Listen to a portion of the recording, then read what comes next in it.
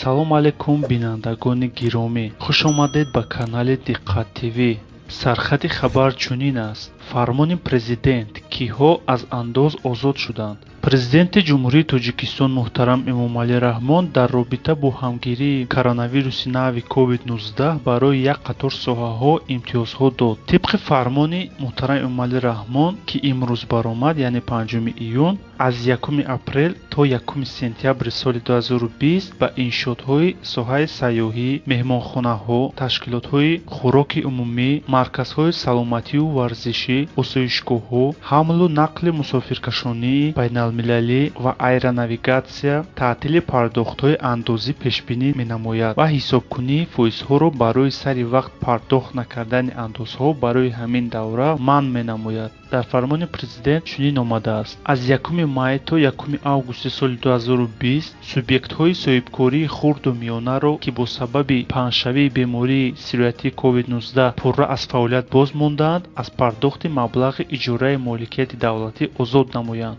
Аз 1 май то 1 сентябри соли 2020 барои субъектҳои хоҷагидорие, ки дар муҳлати муқарраршуда андози иҷтимоиро пардохт накарданд, татбиқи чораҳои ҷавобгирии андозиро манъ намоянд, яъне ҷарима нашаванд. Аз 1 май то 1 августи соли 2020 соҳибкорони инфиродие, ки тибқи патент дар бозорҳо, марказҳои савдо ва нуқтаҳои хизматрасонии маишӣ, аз ҷумла сартарошхонаҳо, кушонаҳои ҳусн, ателеҳои мӯд ва дузандагӣ фаъолият менамоянд, аз ҳисоб ва пардохти андозҳо озод намоянд.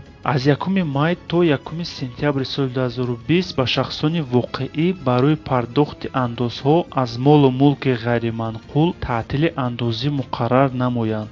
ҳамчунин аз 1 июл то 1 сентябри соли 2020 воридоти маводи барои истеҳсоли маҳлулҳои безараргардонӣ, яъне антисептикҳо, доруворӣ ва либосҳои муҳофизаткунанда, инчунин таҷҳизот, асбобу анҷом, таҷҳизоти озмоишгоҳҳои тиббӣ ва маводи барои муайян намудани бемории сироятии COVID-19 заруриро аз пардохти гумрукӣ, яъне таможне, андоз аз арзиши иловашуда, аксиз ва боҷҳо озод намоянд. фаъолияти муассисаҳои тиббӣ, меҳмонхонаҳо ва осоишгоҳҳоро вобаста ба ройгон ҷойгир кардани шаҳрвандон барои таҳти муоинаи тиббӣ қарор дошта ва ё табобат аз бемории сироятии COVID-19 ба муҳлати дахалдор аз андозбандӣ озод намоянд. бо мақсади нигоҳ доштани сатҳи даромаднокии аҳолӣ аз 1 июн то 31 декабри соли 2020 меъёри андози даромад аз фоизи пасандозҳои шахсони воқеӣ аз 12% амалкунанда то 6% паст намояд. нархҳои молҳои ниёзи мардум аз ҷумлаи доруворӣ ва маводи тиббӣ, ниқоб, антисептик, инчунин орд ва маҳсулоти нонӣ, шакар, равғани растанӣ, маҳсулоти лӯбиёгӣ, картошка, собун ва сӯзишвориро дар кишвар танзим намоянд.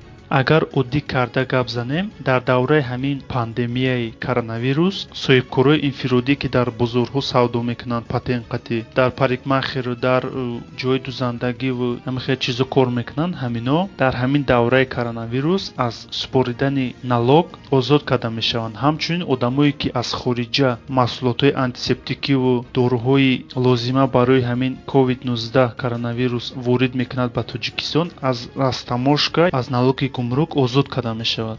ташаккур барои диққататон, бинандагони гиромӣ. Ба канал подписатсия накарда бошед, ҳатман подписатсия кунед, лайк монед ва наворро ҳатман бо дӯстонатон тақсим кунед. хайр, худоҳофиз.